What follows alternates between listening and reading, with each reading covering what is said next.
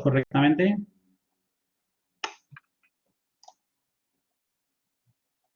Si podéis, por favor, contestar por el chat. Perfecto. Gracias, Beatriz. Pues bueno, vamos a empezar el tema 7. Voy a explicar el tema 7 en clase en directo, no es una clase grabada. De modo que si hay cualquier duda, pregunta, casi prefiero esperar hasta el final. Si hay algo muy urgente, pues escribirla en el chat. La podemos tener ahí grabada la pregunta para, una vez finalizada, pasar a contestarla, ¿de acuerdo? La clase la voy a grabar y luego la voy a subir a la plataforma, así que vamos a tener todo el material. Tenéis el tema 7 en PDF y las evidencias del tema 7 las tenéis bien subidas en la intranet, con lo cual ya tenéis el material. Así que empezamos a trabajar. ¿De acuerdo? Venga, vamos allá. Bueno, pues en el tema 7 vamos a centrarnos en el análisis biomecánico en el deporte. Vamos a hablar de distintos aspectos. Algunos de ellos los vamos a relacionar con la parte de valoración funcional, a partir de los test que podemos conocer para evaluar dinámicamente cómo es la fuerza muscular, cómo es la estabilidad muscular, cómo es la propiocepción, por ejemplo. Y luego ahí, pues, vamos a centrarnos un poquito más en la parte más dinámica a partir del videoanálisis 2D, a partir de una grabación de vídeo. Vamos a trabajar en el tema 3, voy a explicaros acerca de el análisis de la carrera a partir de los sensores inerciales de análisis del movimiento. Conocéis ese sensor porque es el sensor blanco que utilizamos en la práctica de análisis de la marcha. ¿De acuerdo? Y el punto 4, vamos a ver las diferencias desde el punto de vista del género entre hombres y mujeres a la hora de la carrera. Y luego vamos a concluir este tema viendo los puntos clave más importantes del tema 7. Es un tema que no vamos a terminar hoy, vamos a continuar en el tiempo, así que vamos a ver. Bueno, pues partiendo de los test funcionales, el primero de los test que vamos a ver es este test, que es el test del Single Leg Squat. Es un test que vamos a utilizar pues, en deportes en los que la carrera sea gesto técnico predominante, no solamente la carrera a pie como dentro del atletismo, sino que también aplicado pues, al voleibol, al balonmano, al baloncesto, etcétera, etcétera. Y en este test, pues especialmente vamos a hacer una valoración sobre todo de la estabilidad muscular de forma dinámica. Os voy a poner el vídeo, voy a ir explicando con la voz del vídeo, espero que se escuche bien. No obstante, seguramente interrumpan algún momento el vídeo y puedo explicar alguna cosa más en detalle. El test de la sentadilla unipodal o Single Leg Squat nos va a permitir tener una información con una transferencia bastante realista de la estabilidad neuromuscular a nivel de la pelvis cadera, a nivel de la rodilla y a nivel del tobillo-pie. Es uno de los test que va a tener mucha transferencia a la fase concretamente de apoyo, como podemos ver aquí en la imagen, en la fase de respuesta a la carga, de apoyo unipodal, en la fase de carrera. De modo que con este test, principalmente la posición de partida va a ser tal como aparece aquí en la imagen. Las dos manos van a ir colocadas a nivel de la cintura para tener una referencia a nivel de la pelvis y no realizar compresiones. La colocación del pie es una colocación del pie natural, la que el deportista elija. Puede hacerse el test tanto descalzo como calzado. La única prevención que hay que tener en cuenta o precaución es que realizar el test con un calzado en el cual tenga un drop muy alto, una suela muy elevada, ya va a ser un motivo de inestabilidad a la hora de hacer el propio test. Lo ideal es realizar ese test con el calzado habitual con que el deportista haga el entrenamiento. De modo que, partiendo de esta posición, lo que se le pide al deportista es que vaya descendiendo poco a poco hasta un pico de flexión de cadera en torno a los 30 grados aproximadamente. Y lo que vamos a buscar es cómo buscar el recorrido de cómo realiza esta bajada y esta subida. Especialmente nos interesa detenernos en la imagen del pico máximo de flexión, que sería este de aquí, a partir del cual vamos a poder observar distintas cosas. La primera es el posicionamiento a nivel de la pelvis. Podemos trazar aquí una línea horizontal como referencia para poder determinar que esta línea horizontal está bien colocada.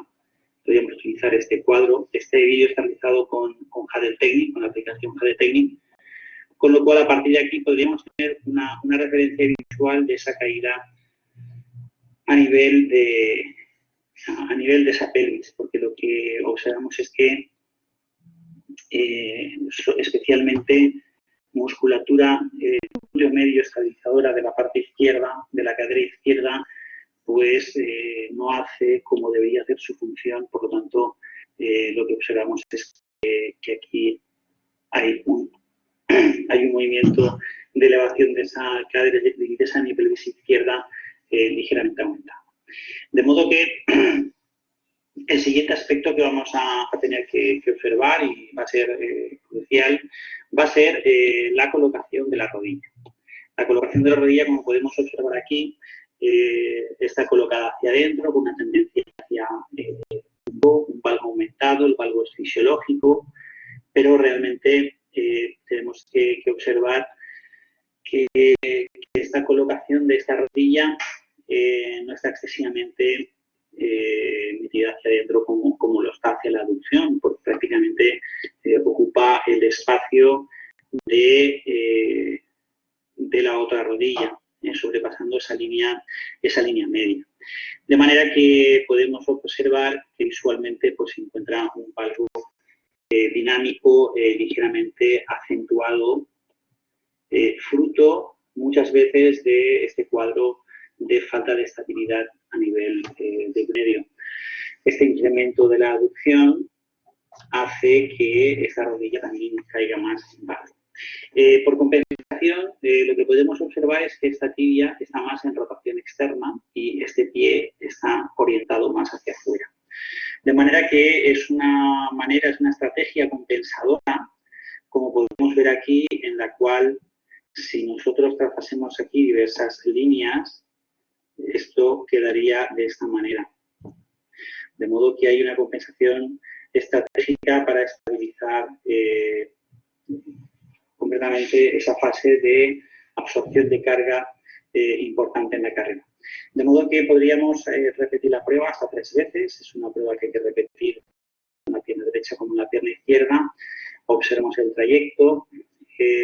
No debe haber este balanceo como observamos aquí en cuanto a la pierna que queda detrás. Si observamos esta pierna que queda detrás, por falta de estabilizadores a nivel de los rotadores de la cadera izquierda, especialmente por falta de estabilidad en esa cadera izquierda, lo que vemos es que la pierna que queda detrás pues cruza esta línea media y se viene hacia aquí, hacia nuestra derecha.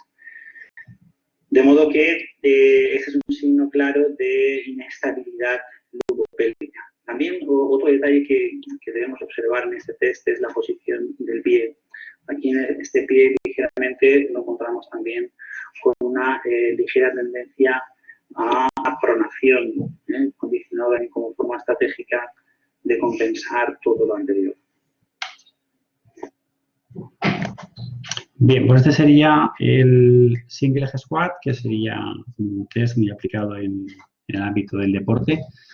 En imágenes, y hay que tener evidencia del artículo, de lo que os he explicado, Creo que como premisa importante, sobre todo la colocación de las manos, como lo hagáis, no lo mismo que estén colocadas aquí que esté con los brazos abiertos, manteniendo el equilibrio. Entonces, en ese test de forma estandarizada siempre se debe realizar como he explicado en el vídeo.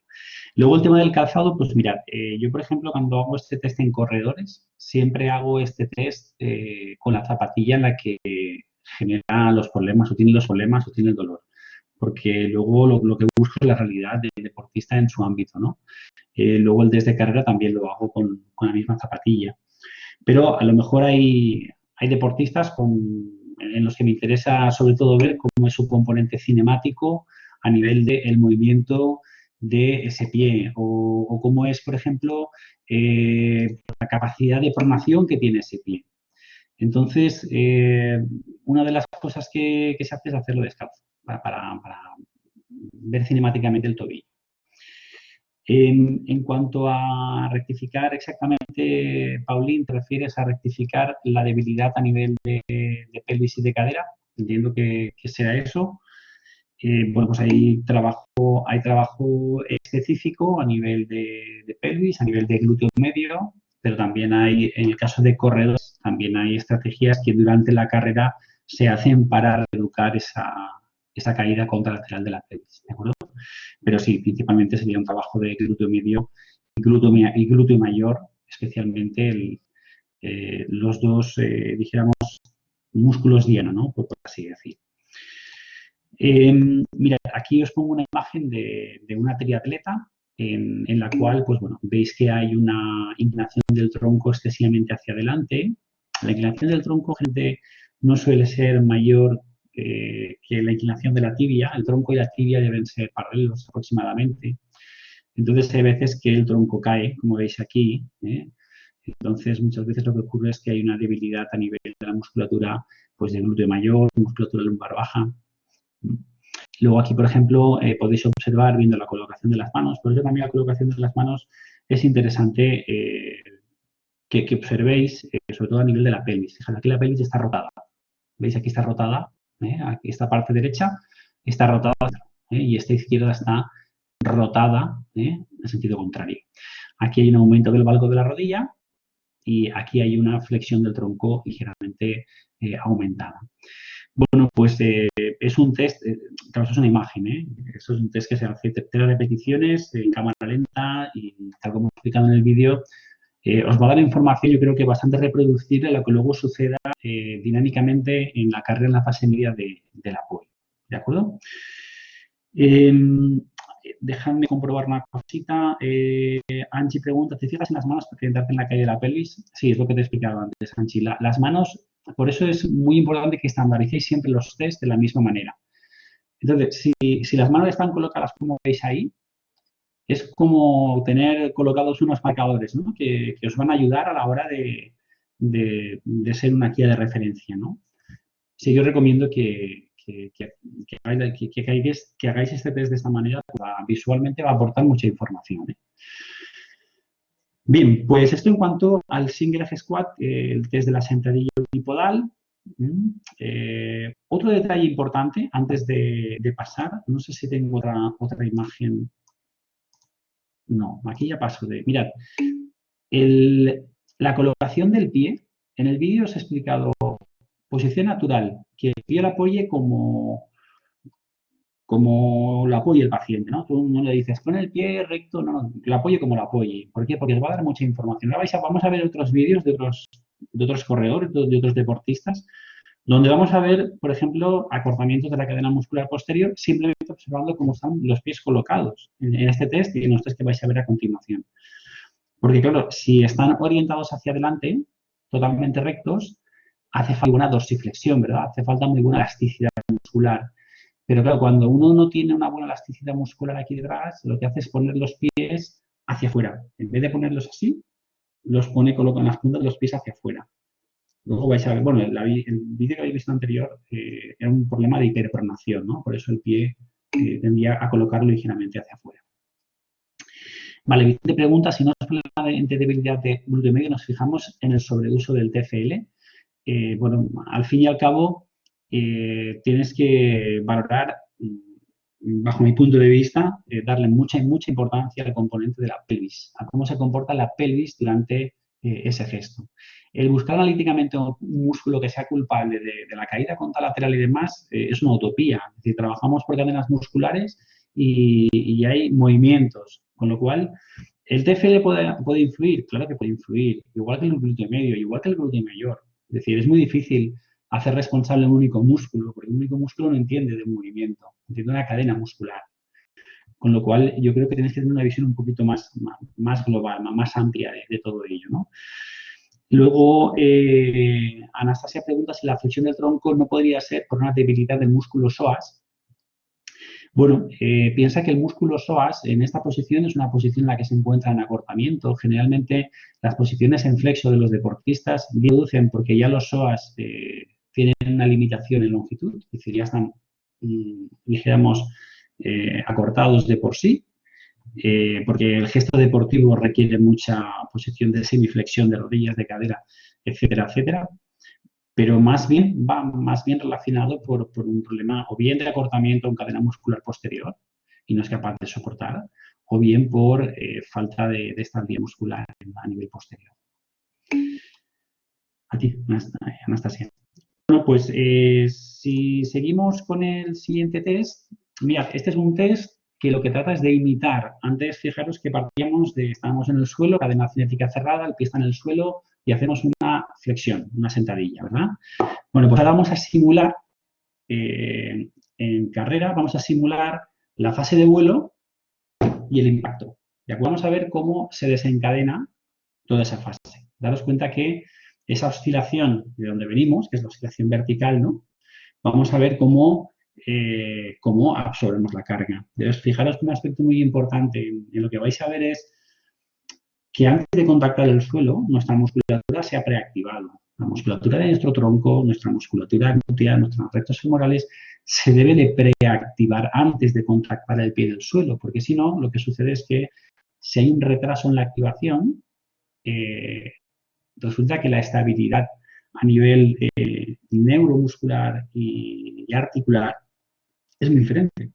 Es muy diferente porque el impacto ya se ha realizado, la inercia ya viene con unos milisegundos de antes, con lo cual cuando la activación muscular tarda, hay más inestabilidad, ¿de acuerdo? Entonces vamos a ver, os voy a explicar este test a partir del vídeo y luego, si os parece, comentamos. En el test de caída libre denominado Drop Fall Test, lo que buscamos es evaluar especialmente la estabilidad neuromuscular a nivel de la musculatura de la cadera, a nivel de las rodillas, a nivel del complejo tobillo-pie, durante la absorción de la carga, una fase que trata de transferir a lo que sucede en el gesto técnico de la carrera. El punto de partida de este test es con ambas manos colocadas a nivel de la pelvis, de una forma asimétrica, sobre una altura que no va más allá de los 30 centímetros, 20 centímetros, tampoco es necesario realizar una caída mucho más alta.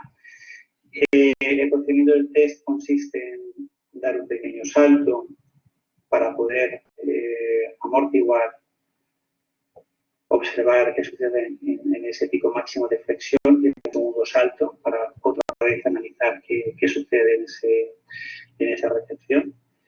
De modo, lo que podemos observar a cámara lenta es que ya en el inicio de la ejecución, en la fase en la que se quiere coger impulso, si observamos las dos rodillas ya colapsan hacia adentro.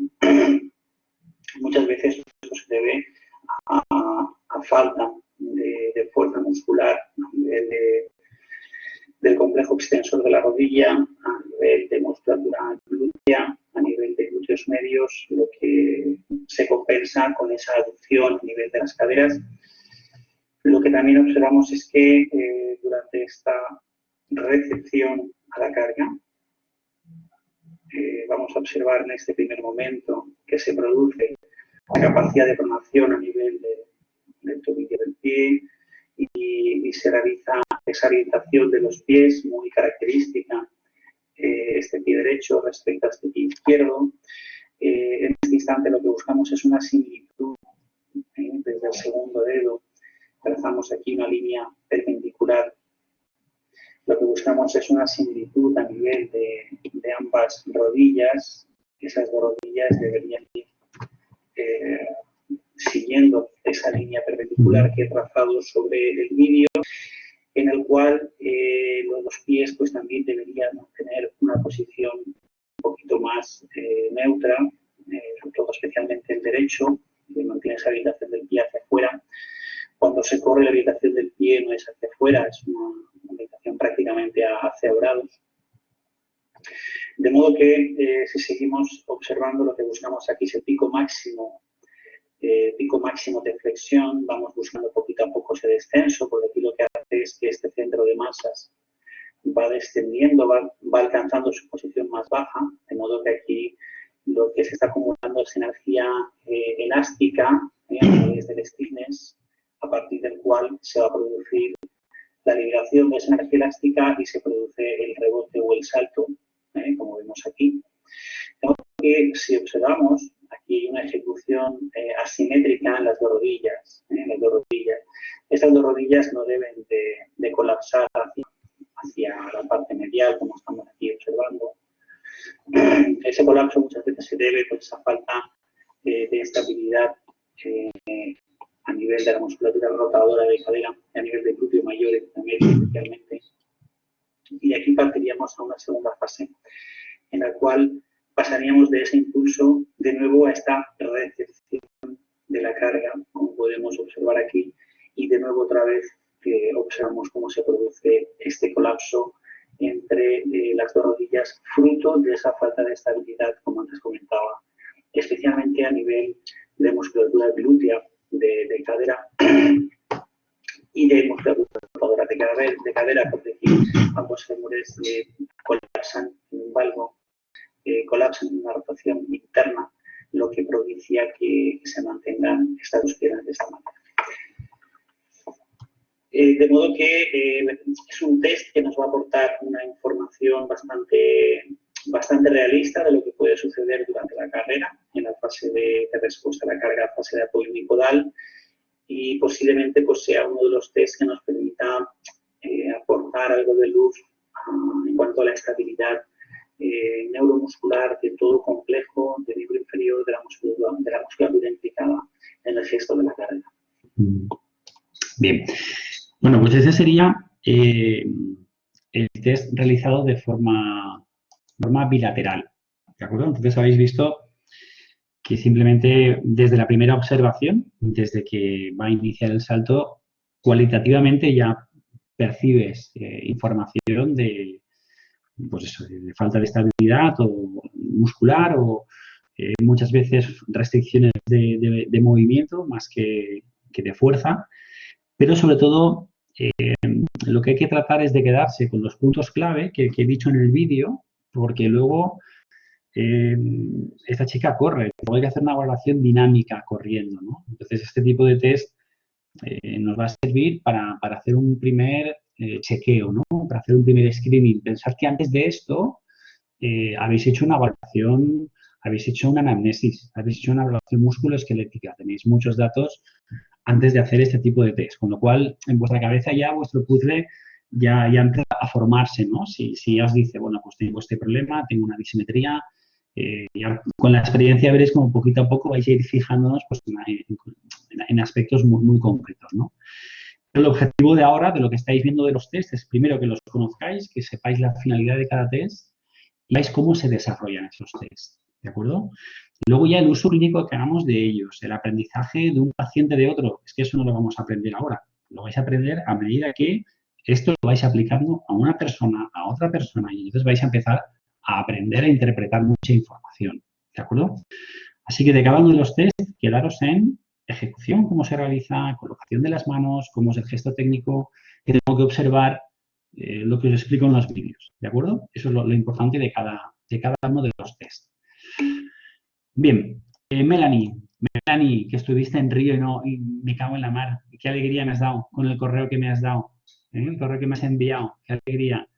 Oye, pues un día tenemos que compartirlo con el resto de compañeros, que menuda experiencia con los Juegos Olímpicos.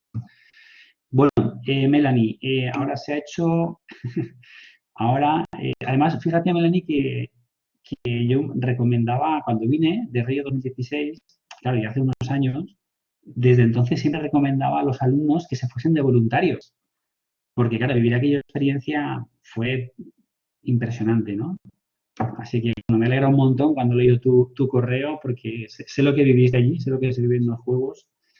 Y bueno, para que lo sepáis, el resto de compañeros, pues bueno, Melanie estuvo de voluntaria en los Juegos Olímpicos de Río, yo estuve trabajando en los Paralímpicos de Río, no lo sabíamos y los dos pensamos que es una experiencia increíble para vivirla como voluntarios y bueno, pues a ver si algún día Melanie, hacemos un abierto y lo contamos al resto de gente que seguro que más de uno se anima.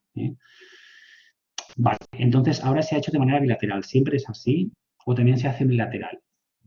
Vale.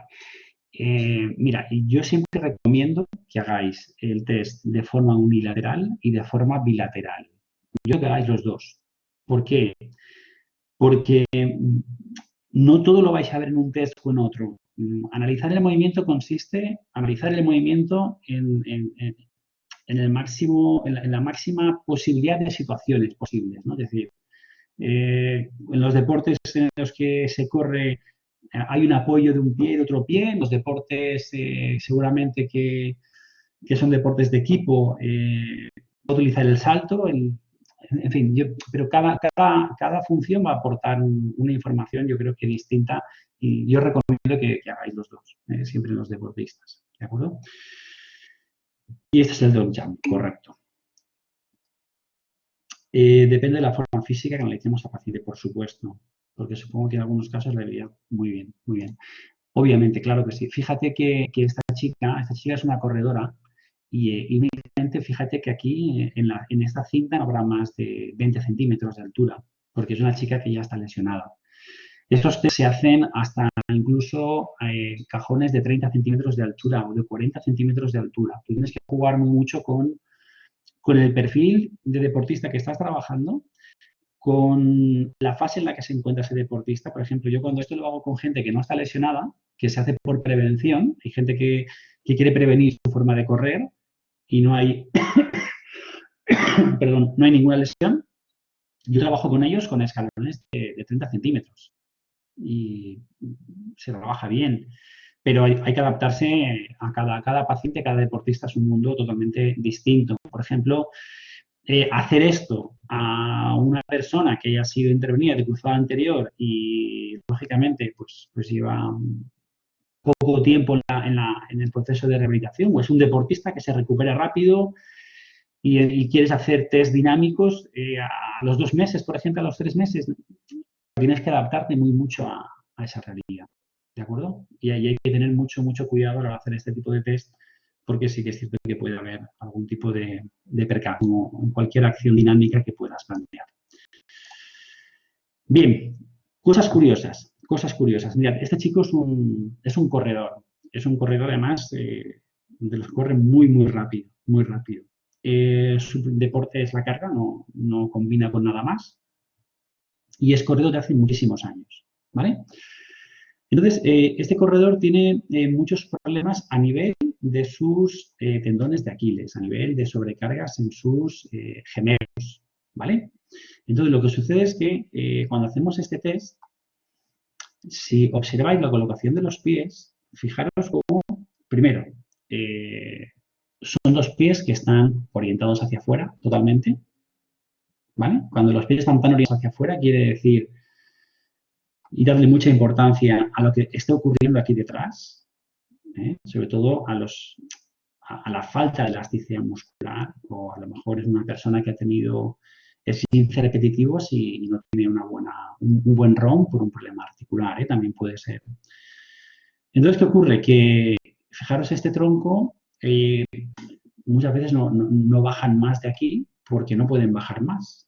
No pueden bajar más porque para bajar más hay que flexionar más las rodillas, hay que hacer más dorsiflexión, pero como dejan, porque la musculatura de la cadena posterior está más acortada, si bajan más, estas 2 rodillas se abren, ¿vale?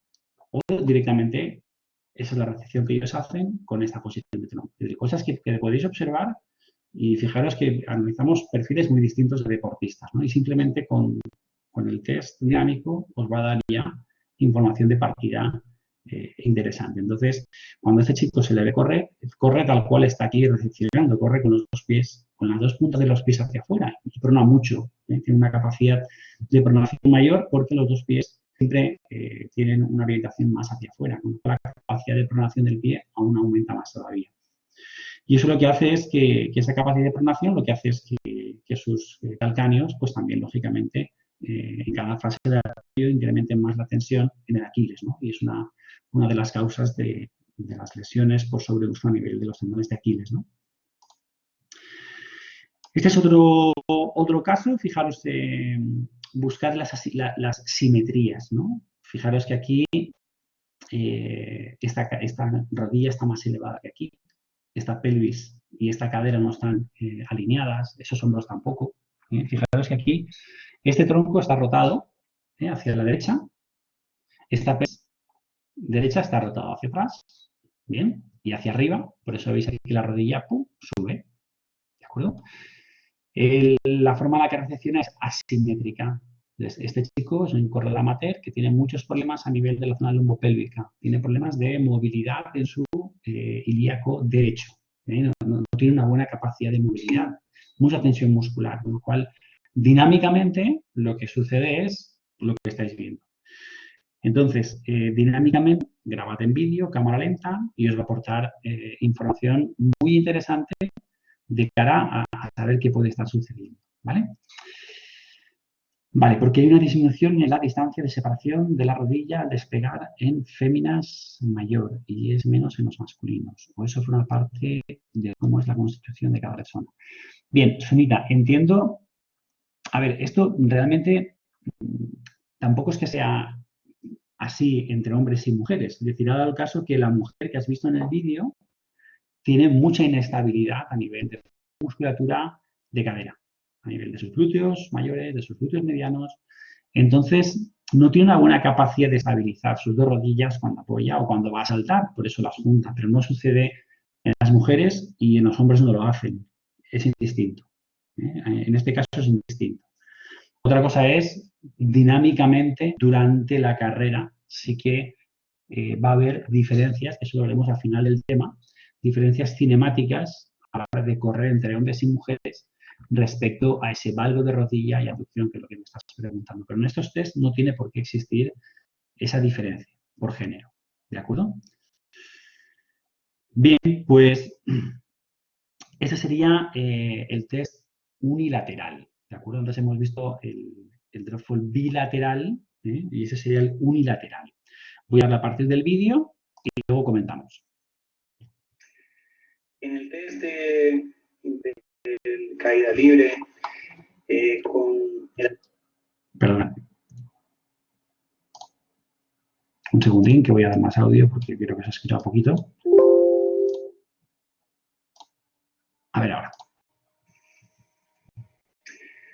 En el test de caída libre con el apoyo de una extremidad sería el test drop fall unipodal, en el cual vamos a simular el gesto técnico de la fase de respuesta de carga durante la carrera.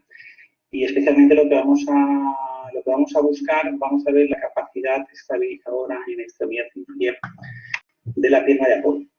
La posición de partida vamos a hacerla con ambas manos colocadas a nivel de la cadera. Vamos a buscar una altura que puede estar comprendida pues, entre los 20 centímetros, 30 centímetros. No es necesario una altura mayor, aunque en deportistas de alto nivel se puede buscar una altura mayor, pero no es necesario en deportistas amateur buscar una altura superior. De modo que partiendo de esta posición de partida, el test consiste en mantener la pierna que queremos evaluar adelantada, con la indicación de que debe realizar el contacto con el pie, con el suelo, con la parte media o antepié, Y lo que buscamos es observar la capacidad de absorción, la capacidad de amortiguación que tiene durante esa caída en contacto del pie en el suelo. De modo que si reproducimos a cámara lenta este gesto, es muy importante partir de la fase anterior al contacto en el suelo. Pensemos que en este test una de las cualidades esenciales que estamos valorando es la preactivación a nivel muscular en cuanto a la anticipación a la acción, porque va a ser la forma de buscar la mejor estabilidad posible del miembro inferior durante la carrera. De modo que si hay una buena preactivación, se puede medir con la electromiografía dinámica de superficie. En este mismo test podemos determinar que si hay una buena preactivación, seguramente luego vamos a tener una mejor estabilidad. Pero si esa preactivación está muy cerquita del contacto del pie en el suelo, la capacidad de estabilizar el miembro inferior pues va a ser menor. Bueno, pues en el transcurso del contacto del pie en el suelo, lo que observamos es una fase de pronación, el pie va a buscar esa pronación y lo que vamos a buscar aquí es la máxima velocidad de pronación. Aquí, si seguimos la ejecución del test, colocación del pie, están con una tendencia, si observamos aquí muy bien, se observa esta tendencia a la pronación medial del pie, buscando esa absorción del peso corporal. Por otro lado, también observamos que esta rodilla colapsa en un valgo aumentado, lo cual lleva a que cruce o se acerque en gran medida a esa línea media, de modo que lo que podemos observar aquí en esta ejecución del test es que este aumento de aducción a nivel de la cadera está proporcionado por una falta de estabilidad a nivel de ese glúteo medio, lo que hace que la rodilla contralateral también caiga en la aducción, como podemos observar aquí. De modo que una de las cosas que también se observa en cámara lenta es que esa falta de absorción de la carga, vamos a ver cómo es compensado a nivel del tronco. Lo que vamos a ver es que ese tronco va a empezar a rotar, como observamos aquí. Un componente de rotación externa a nivel de la pelvis izquierda. En carrera debería ser así, pero aquí lo que observamos es que ese aumento de rotación lo que está haciendo es incrementar la capacidad de absorción del impacto, debido a que este miembro inferior no tiene esa capacidad excéntrica de amortiguar. Lo que deberíamos observar aquí en esta fase es que en lugar de observar este componente de rotación, la hemipelvis izquierda, voy a representarla en otro color, la hemipelvis izquierda debería de absorber de esta forma, debería de producirse una oblicuidad de poder subir. También otra de las cosas que debemos observar es que en este pico de máxima flexión debería existir, si yo trazo aquí desde el segundo dedo, una vertical hacia arriba. Lo que debería existir es una alineación de la colocación de esta rodilla situada ligeramente más hacia nuestra derecha. Es decir, esa rótula debería estar un poquito más alineada. Pero es difícil que esta rótula esté alineada porque aquí se produce una situación en la que esta pelvis rota hacia aquí, en este caso, esta pelvis va a rotar internamente, esta va a rotar externamente. Y por contrapartida, este fémur va a rotar internamente y va a llevar hacia la aducción. Bueno, esto es un signo de inestabilidad muscular del miembro inferior durante una fase que trata de simular el gesto de absorción de carga durante la carrera de una manera unipodal. Este test se realiza de forma bilateral y se... Vale.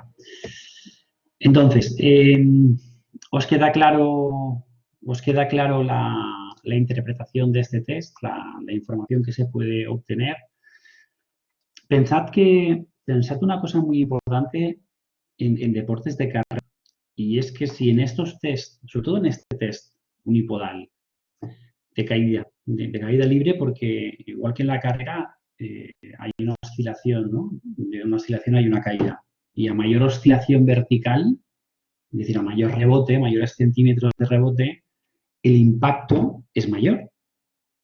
Entonces, darle mucha importancia a aquellas personas que tienen lo que habéis visto en este vídeo en cuanto a inestabilidad, debilidad, porque si aquí habéis visto lo que sucede, cuando ellos corren, en función de su gestión de carrera, sobre todo aquellos que tienen cadencias muy bajas, 150, 160 y poquitos pasos por minuto, tienen oscilación vertical en centímetros de su centro de masas, de su sacro, por así decirlo, que rebotan mucho. Imaginaos que el rebote del cuerpo es de 10, 12 centímetros.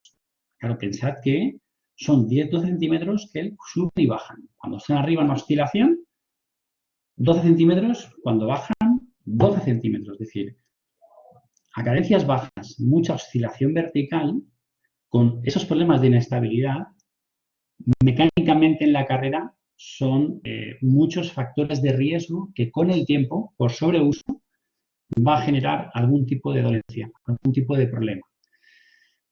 ¿Dónde? En la articulación del músculo más débil. Es decir, no hay una causa-efecto. Por esta forma de correr te vas a lesionar esto. No hay una causa-efecto. La articulación más débil, el músculo más débil, es el primero que lo va a pagar. Lo que pasa es que lo va a pagar por muchísimos kilómetros que han sucedido antes, en acumulación de impactos y de cargas, y al final sale el problema. Entonces, el mal hábito es que directamente nos vamos a trabajar la parte muscular. Vamos a trabajar el glúteos medios, vamos a trabajar el glúteo mayor, vamos a hacer trabajo de gimnasio. Me parece muy bien, pero darle mucha importancia a la biomecánica, darle mucha importancia a la mecánica de la carrera, darle mucha importancia a que posiblemente modificando ciertos parámetros de la carrera para que rebote menos, para que minimice impactos, seguramente va a ser incluso más efectivo que el trabajo analítico que se está haciendo a nivel muscular. ¿De acuerdo? Por la transferencia clínica de este tipo de test a la realidad de lo que puede suceder. Bien, en este test explicaba que es un test que se le da mucha importancia a todo lo que tiene que ver con la preactivación. Claro, ¿por qué? Porque antes del impacto, antes de frenar, antes de absorber, la musculatura se tiene que activar, ¿no? Se tiene que activar porque tiene que prepararse para que cuando se contracte en el suelo, esa articulación esté más estabilizada. Si hay un retraso en esa activación, al contactarla en el suelo, imaginaros una jugadora de voleibol, salta, golpea, y está en segunda o parte final del partido, que está en fatiga y además es una deportista que tiene alterada o tiene menor condición física o tiene menos fuerza muscular y con fatiga todavía se multiplica mucho más. Y en la recepción al suelo, lo que sucede es que hay una activación muy tardía de su musculatura debido a la fatiga, debido a la falta de condición física, debido a la falta de propiocepción muchas veces, que se activa tarde. Entonces, cuando recepciona, seguramente va a poder suceder algún tipo de lesión, ¿no? Y es uno de los mecanismos de lesión del cruzado anterior, en deporte, en fatiga especialmente, ¿no? Así que darle mucha importancia a las preactivaciones y sobre todo cómo trabajar las preactivaciones, eso es clave, ¿no? Y lo iréis viendo poquito a poco que vayáis viendo en la carrera. Bien, pues Anastasia pregunta, ¿y cómo es mejor apoyar para que no haya rebotes? No sé si está bien preguntado. Pues claro que sí, yo te entiendo, Anastasia. Pues mira, para que no haya rebotes significa que tu oscilación vertical tiene que ser menor. Y para que sea menor, lo único que tienes que hacer, y es muy sencillo, corriendo, es incrementar los pasos por minuto, que se llama cadencia, en torno a un 10%, y reducir la longitud de la zancada. Es decir, el pie en vez de apoyarlo lejos, lo apoyas cerquita, tú vas corriendo y lo apoyas debajo de tu cuerpo, ¿vale? Y en vez de estar corriendo a zancadas así, con una cadencia así, es una cadencia así, ¿vale? Con más ritmo. Entonces, eso biomecánicamente lo que hace es que el centro de masas, ¡pum!, desciende. Y de 12 centímetros que rebotas, pasas a rebotar 8 centímetros. Eso es una barbaridad. Disminuir esos centímetros, el impacto es una barbaridad, pero sucede. Biomecánicamente sucede. ¿De acuerdo? Entonces, lo que se ha demostrado es que para que haya una preactivación muscular durante la carrera, creo que es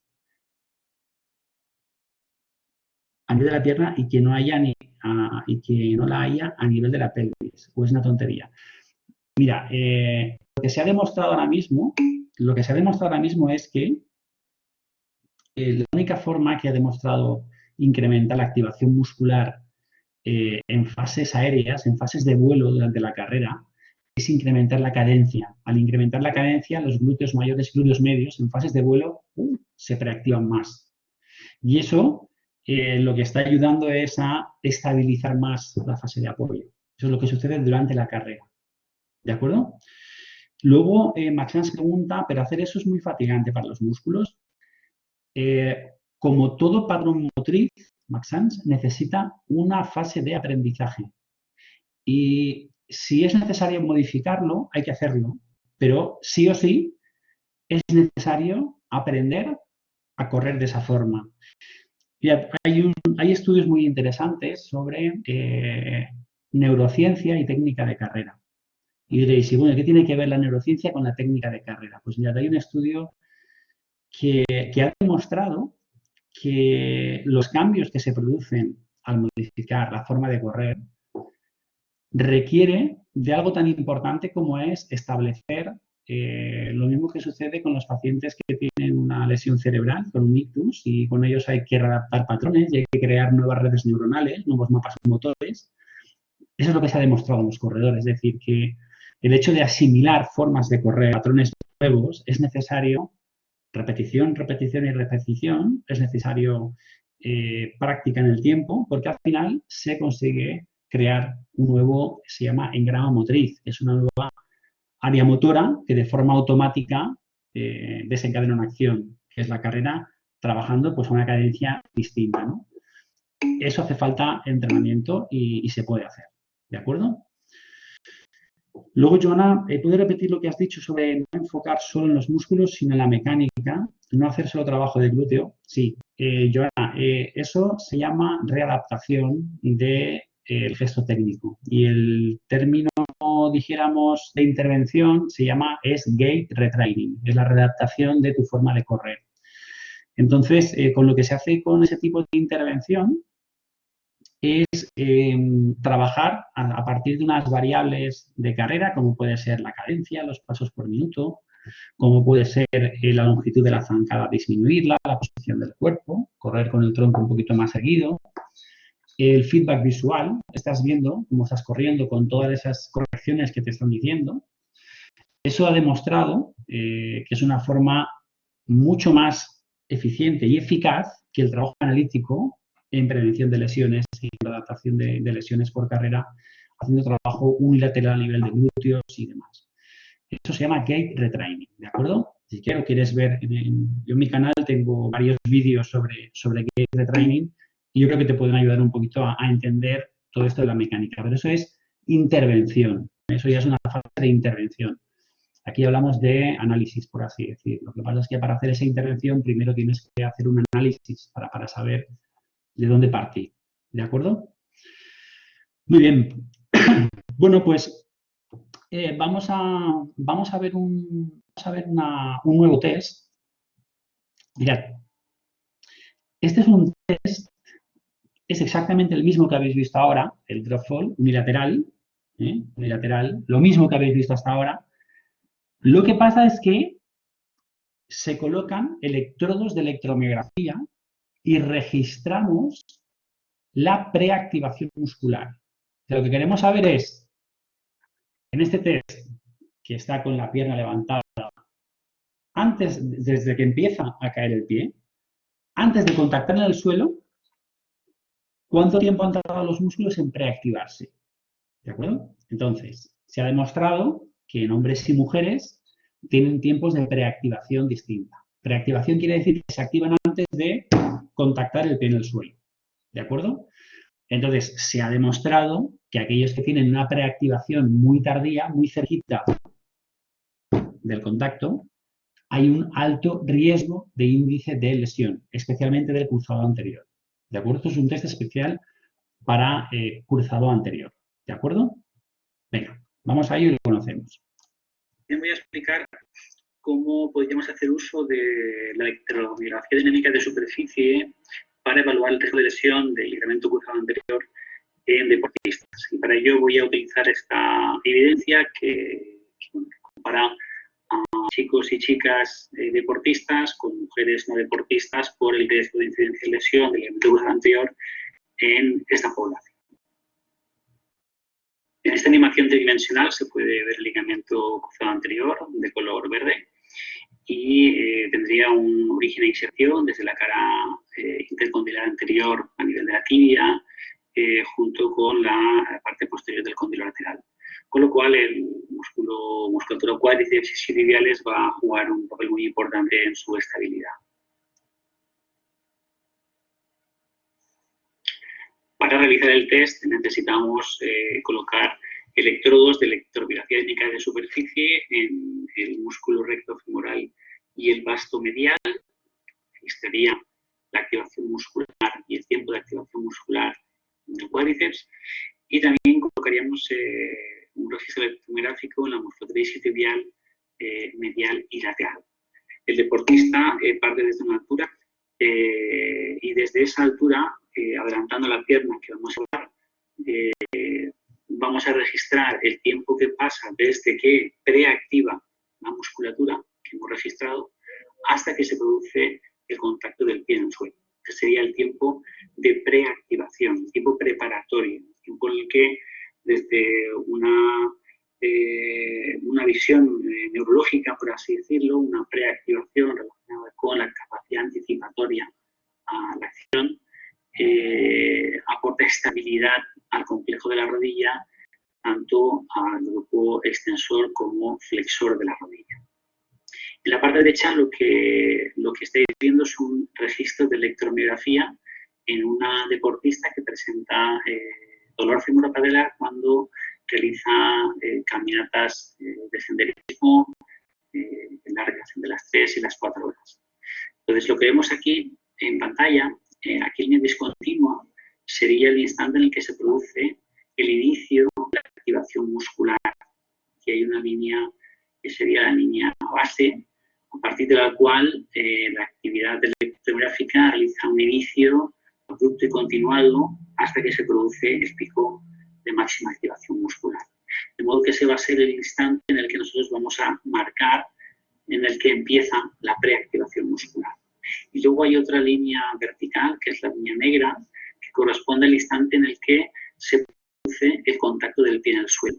Entonces, lo que estamos midiendo es el tiempo que pasa desde la preactivación, antes de que el pie contacte el suelo. De modo que bueno, pues aquí una de las cosas importantes en el sincronismo entre cuádriceps y isquiotibiales es que el grupo cuádriceps siempre va a tener unos tiempos de preactivación. Aquí están los datos referentes en hombres y en mujeres atletas. Siempre va a tener un tiempo de preactivación mayor que el que sucede al grupo isquiotibial, que va a tener tiempos de preactivación menor. De modo que lo que deberíamos observar aquí en la gráfica, en estas gráficas, sería que esta preactivación sucedería de una forma anterior a lo que sucedería en el grupo isquiotibial. Y lo que estamos observando aquí en esta deportista es que los tiempos de preactivación, tanto de cuádriceps como de isquiotibiales, suceden prácticamente en el mismo tiempo. De modo que existe una reclutación o un inicio de esa preactivación de una forma, dijéramos, no como debería ser. Podríamos encontrar una preactivación mayor, una mayor activación en el recto femoral y el vasto medial respecto al bíceps femoral. Aquí, por ejemplo, tenemos un registro de otro deportista en el cual no hay ningún tipo de lesión, y lo que observamos es que esos tiempos de preactivación de cuádriceps siempre van a ser mayores que los que suceden en el grupo isquiotibial. De alguna forma, estos serían los valores o las formas gráficas que deberíamos encontrar en estos registros de los deportistas. Bien, a ver, déjame porque habéis hecho consultas durante el vídeo. Perdonad que rescate el chat. Vale, según un artículo que he leído, durante un salto de caída vertical con riesgo de LCA, los factores incluidos son el ángulo de valgo de la rodilla, muy bien, momento del pico de abducción, muy bien, ángulo máximo de presión, fuerza, muy bien, muy bien. Perdón, me he equivocado, no he podido completar la pregunta. Vale, pues Sunita, completa la pregunta. Todo lo que dices es cierto, esto es cierto, y todo esto es consecuencia de una falta de preactivación muscular. ¿Por qué? Porque si no hay una buena preactivación muscular, cuando se produce contacto, el ángulo de valgo incrementa, aumenta la rodilla interna, aumenta la consecuencia que has visto aquí. ¿De acuerdo? Luego Alfredo pregunta, en la SMG, ¿cómo sabemos que el pie contacta en el suelo y por tanto el músculo se activa? ¿Es justo cuando se produce el pico máximo? Sí. Mira, Alfredo, vamos a resaltar una parte del vídeo, ¿de acuerdo? Y yo hoy te lo explico. Mira, aquí. Este test, aparte de la MG, colocamos el sensor blanco, el inercial, el que tú conoces, ¿vale? El de marcha. Se coloca en el sacro. Eso es un acelerómetro. Y ese acelerómetro detecta el movimiento en X y Z, ¿vale? Los tres componentes del espacio, del movimiento del espacio. Por tanto, el sensor, a partir de la aceleración, sabe cuándo se ha producido ese contacto, ¿vale? Porque es un cambio brusco en la aceleración vertical, con lo cual ahí detecta que ese es el contacto. Y esto que ves aquí de la electromiografía, lo que hace la electromiografía es que detecta, es la programación que tiene el protocolo, detecta el inicio de la MG. Si te fijas en cualquiera de las gráficas, fíjate aquí, se produce un aumento que continúa, es un inicio abrupto y continuado en el tiempo, ¿vale? Entonces, cuando se produce ese inicio y ya no vuelve a disminuir, ahí detecta el inicio de la activación, ¿vale? Que sería aquí, y te lo marca automáticamente el sistema. Y esto sería el impacto. Entonces, fíjate una cosa curiosa, que es, o sea, lo importante que es la preactivación, porque el pico máximo de activación, fíjate que sucede después del impacto, como un rebote, ¿no? Como una activación rebote. Cuando el pie está en el suelo, se produce la máxima preactivación muscular. Pero es que esto viene activándose desde aquí. Imagínate que esto no se activa y se activa aquí, seguramente ese pico todavía se retrasa cuando ya se ha producido en cuestión de milisegundos, ya se ha producido toda la deceleración, ¿no? Vale. Quiero decir si eso es cierto. Eso es cierto, claro que es cierto. Incremento del valgo, momento del pico de abducción, momento de fuerza, eso es cierto. Ángulo máximo de flexión de rodilla, eso es cierto. Flexión vertical máxima de reacción del suelo, eso es cierto, porque es donde más acción, donde más fuerza se hace contra el suelo, con lo cual la acción es esa, la reacción vuelve el sentido contrario de la misma magnitud. ¿De acuerdo? Eso es así. Vale, entonces, ¿veis el ratón? ¿Veis el ratón? ¿No veis el ratón? Pues no sé cómo enseñaros el ratón. A ver si...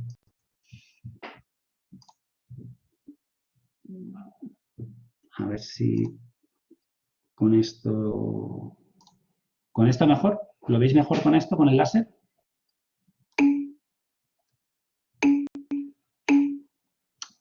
Vale. Esperad porque es que cada vez que decís algo en el chat, yo como soy en pantalla grande, solo oigo un clic, clic, clic y tengo que volver porque no sé lo que me estáis diciendo. Tengo que ver para leer. Bueno, pues nada, pues pongo el puntero del láser y lo vais a ver fenomenal, ¿vale?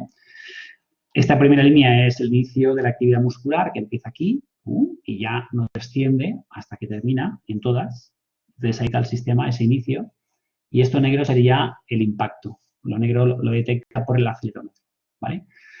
Entonces, es muy importante lo que decía de las preactivaciones antes del impacto, porque fijaros que el máximo pico de activación sucede a partir del impacto. O sea, imaginaros si en vez de empezar a preactivarse aquí, porque estos son milisegundos, la activación se sucede cuando se contacta el pie en el suelo, a lo mejor el pico de activación lo vemos aquí. fijaros aquí, en cuestión de milisegundos. Es que estamos hablando de, no lo sé, de 5, de 6 milisegundos, pues en eso suceden muchas lesiones. ¿De acuerdo? De la importancia de la preacción. Que al fin y al cabo estamos hablando de propiocepción, ¿eh? La preactivación es propiocepción. ¿Vale? No, Camil, no quiero decir que el pico máximo debe ser antes. No lo vas a tener nunca antes. Lo vas a tener muy cerca del impacto. Pero no puede estar muy atrás del impacto, el máximo pico. Porque si está muy atrás del impacto, seguro que va a haber mucha inestabilidad articular. ¿De acuerdo? Tiene que haber preactivación. Tienen que empezar a activarse. Es decir, el músculo empieza a estar alerta. Y llega un momento que cuando contacta, ese músculo ya, ¡pum!, ya empieza a haber una buena activación. Ahora, si ese músculo no empieza a preactivarse y contacta y se contrae tardíamente, seguramente va a haber un desequilibrio y seguramente va a haber algún esguince de tobillo, algún problema de lesión articular. ¿De acuerdo? ¿Lo tenemos claro? Vale. Bien, pues son las 5 de la tarde. Vamos a dejar aquí la primera parte de este tema. Ya os anticipo que este tema seguramente lo veamos a lo largo de 3 sesiones. Calculo más o menos. Pero bueno, lo tenemos todo grabado, así que no os preocupéis que se cuelga en la plataforma y tenéis la información. Si queréis que abramos micros, si queréis hacer preguntas en abierto, si queréis preguntar por el chat, adelante. Sunita, vamos allá. Algo. Hola, buenas tardes. ¿Cómo estás? ¿Bien? Bien. Oye, vosotros, yo echo mucho de menos veros, ¿eh? Pero os lo digo de verdad. A mí me veis. Yo he decidido que me veáis la cara. No creo que me echéis de menos, pero por lo menos me ponéis cara. Pero de verdad, yo cuando tantas clases online, al final estoy aquí solo hablando en la habitación de mi hijo y parece que estoy yo solo en la clase. Bueno, cuéntame. Mi pregunta es que no entendí muy bien por qué se rompe el cruzado anterior al hacer un impacto. ¿Es por el rebote? Eso es. No. El cruzado anterior se rompe porque se rompe cuando se ha producido el máximo pico de flexión de rodilla, máximo valgo. Nos situamos, ¿verdad, Sunita? Sí. Vale. Se rompe porque no hay capacidad de seguir frenando a que eso vaya más. Entonces llega un momento que esa es una posición en la que el cruzado anterior se tensa tanto en flexión de rodilla y en rotación de rodilla, se tensa tanto porque no ha habido una buena capacidad neuromuscular de frenar y llegar a que ese tendón se tense tanto hasta que se rompe. ¿Me explico o no? Sí, muchas gracias. Ya lo entendí ahora mucho mejor. Entonces, fíjate, Sunita, que eso te puede ocurrir en una caída brusca, pero te puede ocurrir al cabo de 800 kilómetros de correr, de actividad física, que ha soportado esa articulación, ese tendón, porque no tiene una buena propiocepción, porque no tiene una buena condición física, por sobreuso de tanta sobresolicitación, se va debilitando ese tendón hasta que al final se rompe. ¿De acuerdo? De acuerdo, muchísimas gracias. A ti, Sunita. Claro, el test de drop fall te refieres a el de caída unipodal o el caída bilateral, los dos. El objetivo de esos test es, sobre todo, especialmente conocer dos cosas. Estabilidad muscular a nivel de la musculatura de la pelvis y de la cadera, especialmente. Y, sobre todo, conocer el grado de movilidad dinámica que tiene el miembro inferior.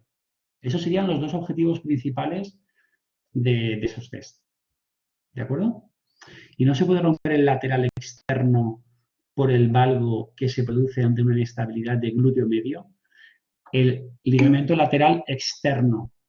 Marina, cuando hay una inestabilidad del glúteo medio, lo que vas a encontrar, exacto, muy bien, claro que puede suceder. Si es que lo que sucede es que muchas veces hay una rotura del cruzado anterior, hay una rotura del ligamento lateral interno y arrastra el menisco interno por la inserción. Claro que puede ocurrir.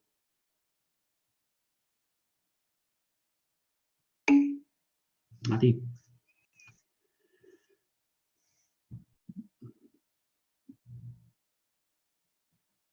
Bien, pues un placer. Espero que estéis todos bien y nada, pues nos veremos el próximo martes. ¿De acuerdo? Si no tenéis más preguntas, damos por finalizada la clase. Venga, hasta luego.